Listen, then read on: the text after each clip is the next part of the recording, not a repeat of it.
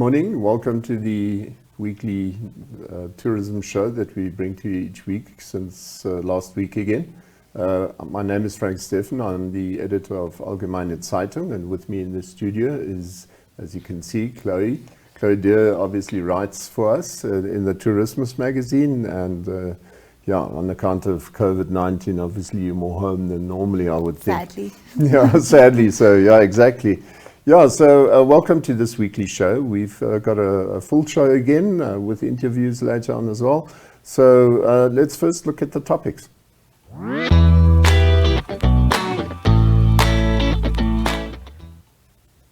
Yeah, like I said, today I think the most important part is obviously it's the International Day for Biological Diversity.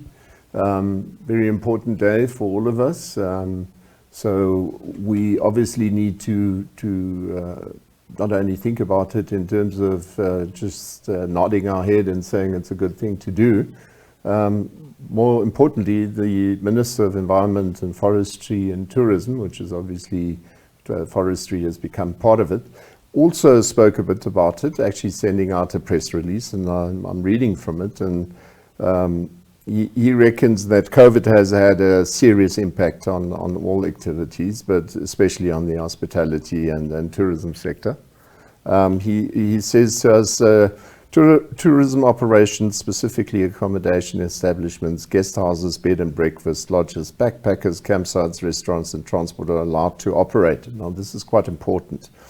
He reckoned that the specific regulations are still to be gazetted. However, we encourage the sector to, in the meantime, observe social distancing and hygiene protocols already in place. Now, this is obviously as he wants to get everything going again. And so he further says restaurants and food outlets must not have seating clients, but rather take-home orders. In accordance with Stage 2 restrictions, alcohol may not be served in any restaurant or accommodation establishment. The opening of casinos, gambling houses and bars is strictly prohibited at this stage, since there are contact activities and contact traceability cannot be guaranteed. So clearly this is like he actually announced this a week ago already, the first time. But this still applies, and I think it's important that all of us just still stick to it. I think the Minister of Environment is truly trying to help the sector as much as he can, but obviously he can only do so much. Now, in his latest release, he also spoke about this biodiversity, and he obviously wants to recognize the fact that Namibia has a substantial system in terms of all these various, what do you call them again, these conservancies, and also in terms of just all these game ranches and farms and guest houses. So this is a huge thing, because in this whole concept, we don't only maintain tourism as such, but we also maintain people who live in these conservancies, and it's very important, I think. And you can actually talk a bit about the fact that when you went up to Kavango and Zambezi, you often saw how people were going crazy there. I mean, when it comes to making a living in the north, they almost entirely rely on tourists passing, and so unfortunately that does mean cutting down of trees to create a lot of the artwork that they make. But that's their bread and butter. So it's a double-edged sword. On the one hand, we want to preserve the forestry and everything that goes on there. But on the other hand, I do worry about how they're going to sustain themselves through this period. You know, many of them have children who are working in lodges, which no longer. So it is quite scary. Also, when it comes to education, I mean, for them up there, having e-learning accessibility isn't really possible. So, yeah, I think the more we adhere to the kind of laws around COVID, the sooner we'll get out of this. And I think that's really important for people to take it seriously, so that we can move ahead with this and get tourism back on its feet, you know. Especially in this case, because part of our diversity is obviously looking after our forests. Yeah. And if we want to look after our forests, we need a strong tourism sector. Yeah. Now, obviously, this is that's why the COVID couldn't come at a worse time, because we're just trying to get this whole management system going in terms of sustainable forestry, and where sustainable forestry would ideally include exactly what you've said, people living of those woodlands without just simply chopping and getting all that stuff over, whether it be China or any other country. Fact is, China is only abusing a system that is not properly regulated at the moment. So one should never only look at the person who's making use of a loophole. We should also look at the people who allow the loophole, and that's ourselves. And so obviously with COVID now causing tourism to remain in the background, now more than ever, they will be inclined to chop off even more trees, because that's where the big woodlands are basically destroyed. So it's a sad situation, really. I think so too. Yeah, because the single mukoro won't cause woodlands to disappear. Yeah. It's that hectic chopping down of trees for furniture, which is manufactured outside our countries, stuff that doesn't even add value to our own. But also now that locals will be traveling more, I think supporting the local communities now more than ever is of utmost importance, because, I mean, if we are frustrated, can you imagine putting food on the table when you don't? So when you are traveling to the area, because borders are open now, you know, supporting them where possible is See, and then talking of tourism, you can obviously see all these pictures in the background. That is the new King Nihale resort up in the north, just north of the Etosha Game Reserve. And this is part of Gondwana. And Gondwana has actually put out a message the other day, and they are looking quite positively into the future. And you had Gijs Joubert, CEO of Gondwana, who reckons as a leading hospitality group, they need to make sure that they are financially positioned so as to take advantage when the tourism sector is picking up again, which is good news, because I think we are due to go there anytime soon, because we want to cover the north once again. So we've done some planning in that regard, and we will tell people more about it, because I personally am of the opinion that the northern areas are not covered enough. We need to do much more there. So this is likely to be your destination somewhere within the next year. What Gijs said is we're fully aware that this crisis will not be over soon, and our world will probably never be the same again, yet we choose to be positive and creative at this time. So that's real good news, that people are still looking forward and saying, look, we can overcome this. He reckons that the Gondwana collection is currently in a stable financial position thanks to a robust business model. And he also goes further into it and says they can sustain all these employees at this stage. And that's good news, because obviously you can't guarantee it and do it forever. But at least they're trying their level best to get the people employed and have them remain employed. That's an important part. So he says, we understand our role in the livelihoods of the communities in rural Namibia and in conservation in Namibia, and we will endeavor to maintain these contributions. He aligns this to what he calls triple bottom line components: social commitment, financial sustainability, and conservation of our natural environment. So clearly they've been around for some time, and they've been doing this for a very long time. So it's good news that they're looking forward. And I know that ONL Leisure, for example, are doing the same. They are still investing in their lodges, and obviously it will be on a limited scale. It's not forever going on. But they, for example, organizing a little hit festival, which they want to do. It's a sort of German-based folk song type thing that they'll do in January next year. So if all of these guys just do a little bit, and bit by bit we can get our tourists coming back, that would be great news. And it's not only about getting back, it's also about getting our local tourists going. Yeah, I think that's the exciting part. Yeah. But speaking of biological diversity, I mean, it would be interesting to see how that thrives in this period where there's been less pollution and things like Yeah. that, because I mean, in South Africa, it's evident how, I mean, lions are lying in the street and in the roads, and penguins walking around Yeah. the town and so on. Yeah. so again, yes, tourism is battling, but I think we may find the biological diversity really thrives through this period. So I think responsible tourism is something that'll just grow from this, which is also quite exciting. Yeah, and then this week in the Allgemeine Zeitung, we actually reported about the downside, and we hope to, in the near future, to see where it is going with these restaurants that have closed all over town. It's not only a case of closing; it's a case of having no choice but to let their people go. And so down at the coast, we find that plenty of the big and well-known restaurants like TASA and all these various places down in Swakopmund and Walfish Bay, they're seriously retrenching people. And it's all good and well when we've got laws and regulations that forbid that. But what do you want to do if there's no money? These people need to make a plan. And I mean, you can't pay if you don't earn.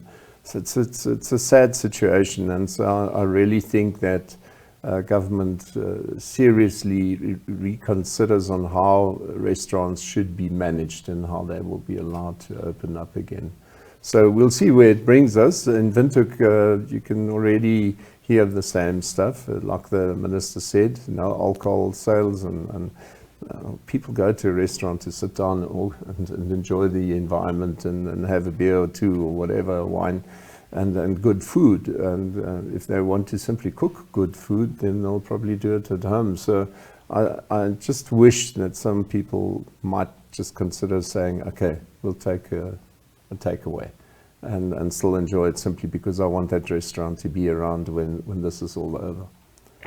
So yeah, that brings us to destinations. That's the big thing that you want to talk to us about.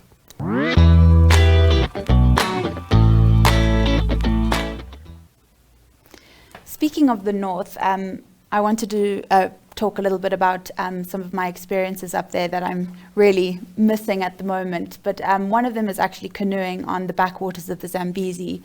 So many tourists and travelers focus a lot on the larger rivers, but the backwaters of the Zambezi have so much life, and your chances of meeting with the locals and becoming one with them, and seeing the different bird life and everything, it's such a peaceful part of the river that it's, I mean, I prefer it because it's, you feel more isolated and you feel like you're in this really romantic environment. But yeah, it was one of the highlights of my trips that I've been on.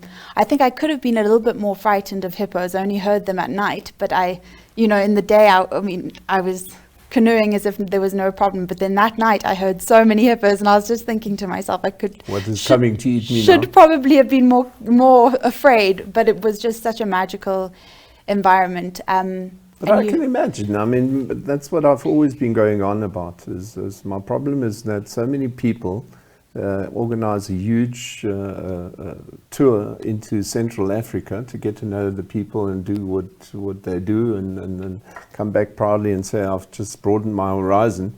And then we don't do it within our own borders. We've got exactly the same people. We can do exactly the same stuff. They offer us the same thing. And so, yeah, to me, it's always important that I first know my own country before I know another one. And at Tourismus, we try focus on kind of doing what the masses don't do. And I think this is just one of the things. It's not something that's very published. So it's, going to the more rural areas, supporting the locals and staying at the community campsites and really just, exploring it on your own without having to follow the masses. I can't think of a better way to travel, if I'm quite honest, because you get to see the local cuisine, and I think it's the only way to travel. So if you're ever around Katima, rather than heading straight to the Zambezi itself, try the backwaters, spend a bit of time. And then you also looked at the farmers, didn't you? Yeah, actually, in the same area, because I was always looking for farming. I mean, I was traveling there in the drought both times that I went. But I was happy to see some farming that was going on the river, and using such clever I mean, they've just cut a 5-liter Yeah, bottle I of see. water and they use it to Change it water. into a sieve. I think it's so beautiful, and they have the river right there, so the water's an endless supply. So, Yeah. and just beautiful how all of the farmsteads have their own kind of watering system, and really living off the earth. The people are just beyond happy. But actually, the funniest thing happened actually on this day when I was with the locals. They let me use the watering system, and I was watering, and then. Obviously, communication was limited. We hardly could say a word, but I mean, using hand gestures, and I fell flat on my face into the mud, and the laughter was just so infectious. I think there is actually a photograph of me with like mud all over my face, but it was such a special moment because, I mean, we hadn't been able to really communicate, but we both recognized that was just an absolute hilarious situation. Humor is humor. That's I love it. So, yeah. By the way, even these sort of things, you also get a lot up in Novemberland. One always thinks that these sort of farms you will only encounter up in the northeast and east.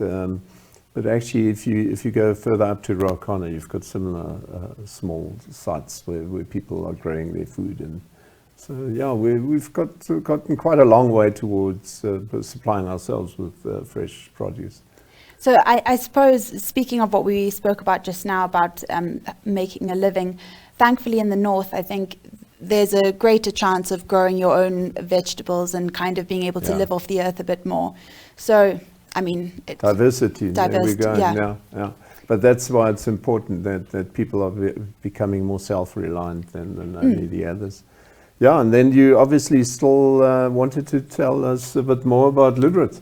Yeah, once again, just a bit of an alternative view on Lüderitz. I mean, everyone speaks about the normal tourist attractions, but one of the most romantic experiences was actually just taking a bottle of wine and just sitting in the Lüderitz harbor at night and just watching the swells in the water and the boats arriving. I mean, it's just a different vantage point of, you wouldn't really expect a harbor to be something that's so exquisite, but the buildings are also all lit up at night, so not everything that happens in Lüderitz happens during the day. It goes on into the hours if you choose to search for it. So going to the peninsula and things like that at night, it's interesting seeing the lighthouse and everything. So yeah, it's another they do have restaurants and things along the harbour. Exactly, they've got that sort of waterfront there, is it not? They do. I mean, I'd been at the beach photographing flamingos all day, so I just chose to sit on the rock with my mum and watch the boats arrive. But there are restaurants if you prefer a more civilized sundowner experience, but I was quite happy with my feet in the sand.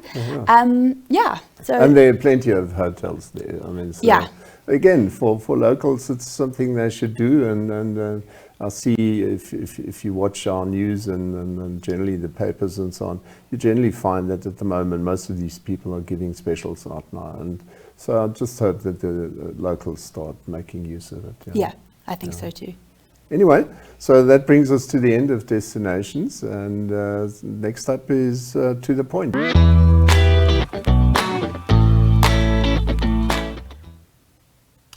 Welcome back, and as you can see, we've now got our studio guest. Today we invited Prosper Mageza. He's of TASA, that's the Tour and Safari Association in Namibia. Welcome in the studio, and hopefully we'll have a bit of a chat about what you guys are busy with. Yes, thank you. Thank you very much. Yeah, like I said earlier to Prosper, is, I think the most important part is we obviously want to know how COVID impacted on your association, for that matter, on your members. So where do you come from now that COVID is there, and where are you heading in the near future? Okay, thank you very much for having me on your show. Where we've come from, tourism was going well, expansions were happening, more people were being employed, and we're expecting the industry to grow. You know, this year there was a lot of development that we were foreseeing for the industry, but then COVID came. February, it's almost like everything just shifted back. So it's obviously something that's not positive, but I do think that it's going to help us moving forward, that we might be able to restructure, you know, if not even for the better, for some tour operators. Mostly for tour operators, income comes in, then they can develop, then they can think where they are going. They cannot think about, say for example, growing their company if they are not sure if there will be demand for it. Yeah. So it's a very, how much demand do you have? Then you supply based on that. So with COVID hitting most tour operators, they were forced, some of them, to actually close temporarily.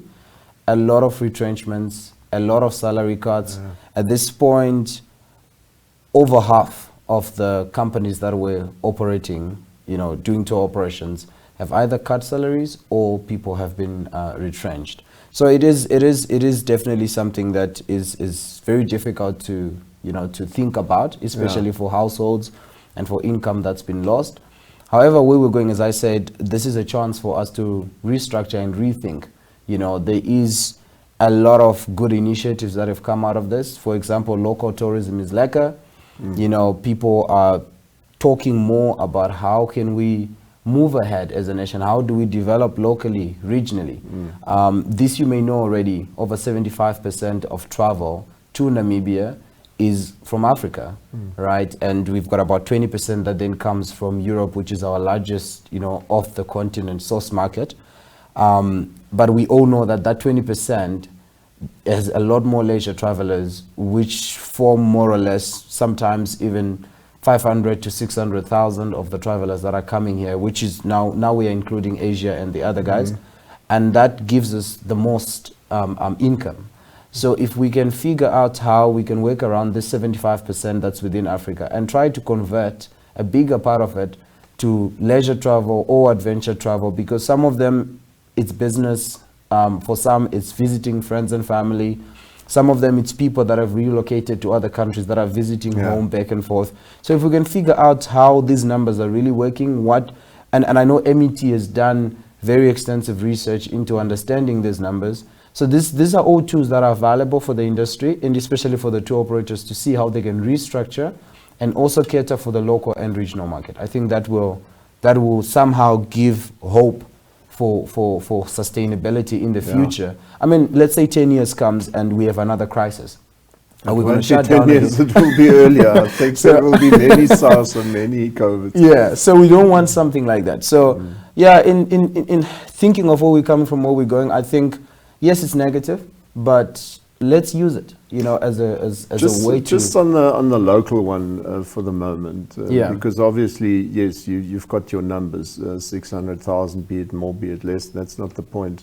I think the most important part that we need to remember for the moment is that the borders are closed. And then they'll be closed for a foreseeable future as far as I can judge it. Yeah.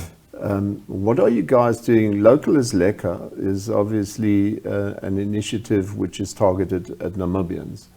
How do you see that thing going forward? Because I mean, that truly must be our base from where we start everything that we do in the future, or am I wrong there? I see it's a good initiative, but I do think that there is still a lot of work for us to do as, you know, Namibian, either as a tour operator, a hotel, a restaurant, and so on, to really establish a proper local market. Something that we must also think about is how much do Namibians generally earn income-wise? So what kind of product can they actually afford? So I like what you mentioned now about the borders being closed, and that being something that we really have to take into consideration when we're talking and thinking about all of this.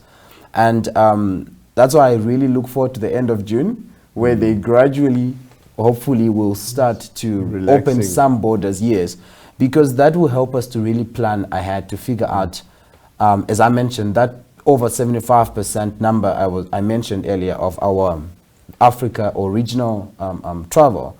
How can we work with that? Because not that I'm saying our Namibians or us as Namibians, we are not enough to build our own market.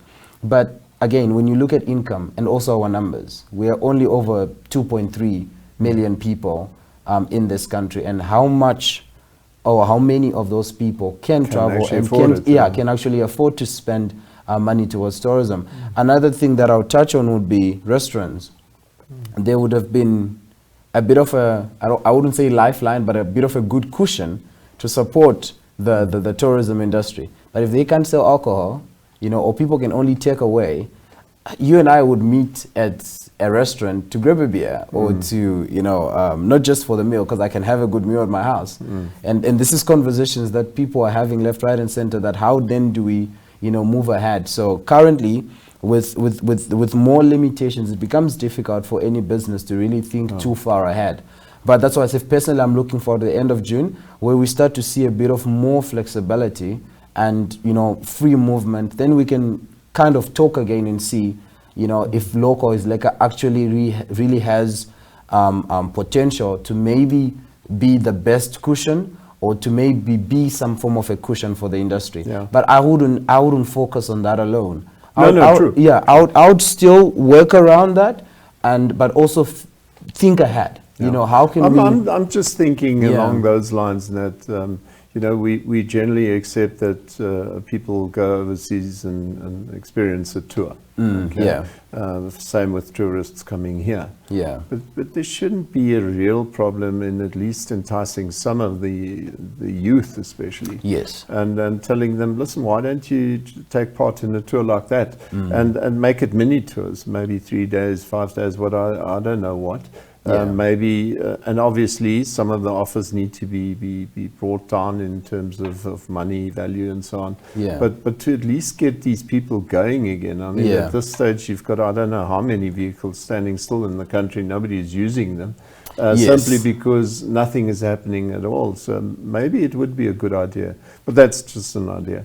It's true. It's true. And I would add on to say that with regards to vehicles that are standing, it is a real problem, because think about it this way. I'm a tour operator and I've got maybe 10 to 15 or 20 vehicles. Licensing for those vehicles alone, right, is maybe over 800 to 1,000 per vehicle. That's just for licensing. Then I must consider mass distance cost and all of these other things involved. Insurance, Insurance, you don't actually exactly. use. So if I get the vehicles driving again, that means all the other costs involved come back on. For now, maybe I have to worry about licensing alone, which is already a headache. Yeah. Now, if I get the vehicles moving again, and if I do not have, especially for the youth, most of us, we know around Africa, the youth are kind of the poorest people, if I can put it like that, because young people don't earn so much, because they're either building their careers, they're just starting off. You don't have so much income to spend on traveling. However, you raise a good point that a lot of those that can afford are traveling outside Namibia. Exactly. So we can figure out a way to get those guys to be traveling locally especially as well. Especially they can't get out now anyway. Yes, yeah. So it would anyway be best that, you know, it's a good opportunity for them to explore the country. So yeah, it's a lot of moving parts. And that's tourism for you. Just quickly on that, if we look at TASA and down in the south, the Richtersveld and IIS and all those areas, that all become sort of trans-border destinations now. Yes. Where do you see your tour operators? Are they now planning ahead already? Are they using the time to actually get something organized? Talking about the possibility of getting South Africans, for example, to take part in cross-border tours. Again, mini tours possibly, and same with CASA. I mean, CASA is a huge area, and surely there must be people interested on a local basis. Yeah. And I have no doubt that they obviously cannot pay in euros, so obviously it becomes a bit of a cost issue. Yeah. But surely there must be something that can be done to at least have, like I said, mini tours or operating cross-border. Is there anything coming up like that? I wouldn't say anything official or formal where people have decided let's come together and figure something out. As I mentioned again earlier about so many moving parts within tourism, Zambia's borders remained open for much longer, and I don't know if they eventually closed some of their borders. I think they did, yeah, after they registered some cases. And then you find that South Africa, there are talks of when can they open their borders, when would be the best time. They don't have a time frame yet, in a specific time frame that's been communicated. These small things, Zimbabwe is sitting on the same. Botswana has communicated some form of a plan of how they are wanting to move forward. But you mentioned CASA. we would need Zambia, we would need Zimbabwe, and then we would need the South Africa to be willing to cooperate and work on that. Now, if they have no idea what the future looks like for them, at least for the next 3 months to 4 months, it becomes difficult to involve them in the conversation. So at this point, most Namibian tour operators who are operating in that region, they are definitely thinking, trying to figure out, how can I save my business? How can I grow? How can I get back to business? But again, the greatest limitation all of them have, and even us as an organization which represents them have, is getting all this information to them on time, number one, because some of it, like, we're still just waiting. You inquire, but you don't get anything. That's one. And the second thing is, we also have policies prior to COVID and even during COVID, which are implemented by the different governments, which to a certain extent do limit, you know, what the tour operators can do. Like I mentioned, the vehicle permits for now. Had we had maybe from the Roads Authority or from the Ministry of Works and Transport, or them proposing some form of a plan on how they can help some of these operators or transport companies, then you can plan. You can think about and say, okay, how then do we move ahead? You mentioned cost as well, that has to be taken into consideration. As I mentioned, the moment I get my vehicles back on the road, there is additional costs that immediately attach themselves to that vehicle.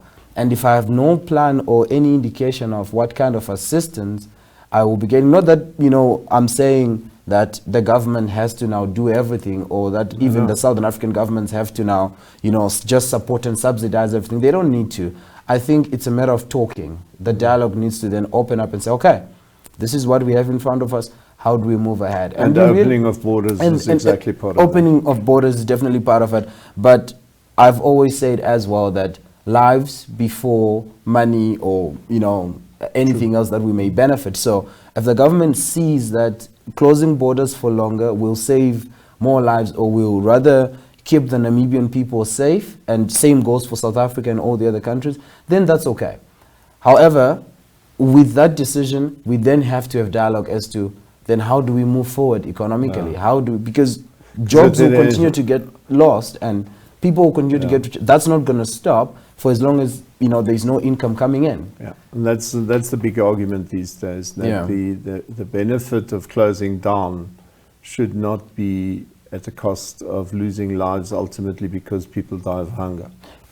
I mean, you know, it's a bad choice to make, and it's a difficult choice to make, but let's hope that they open the borders soon, and hopefully we'll have you back here again with some better news in the near future. I hope so. Anyway, I wish you all the best, and certainly your members, and I hope that government comes up with definite ideas and plans, so that you guys can maybe even see what you can do on the local market, because it's got to start somewhere, and if you wait for the outside market, it might still take a long time.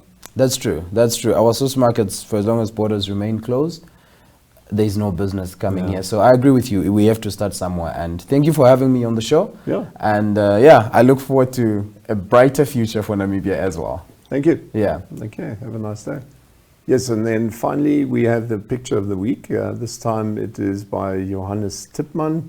Typically what you see down at the Sossusvlei area, when the mist starts moving on and these deadish trees, stumps, this need not necessarily be there at Sossusvlei. It could also be in the Deadvlei.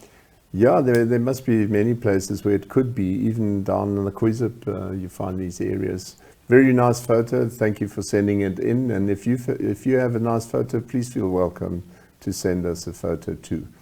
With that, we come to the end of this show. Thank you very much for joining me. Thank you. And also, while you're at it, you might as well follow us on Instagram if you want to share some of your pictures there.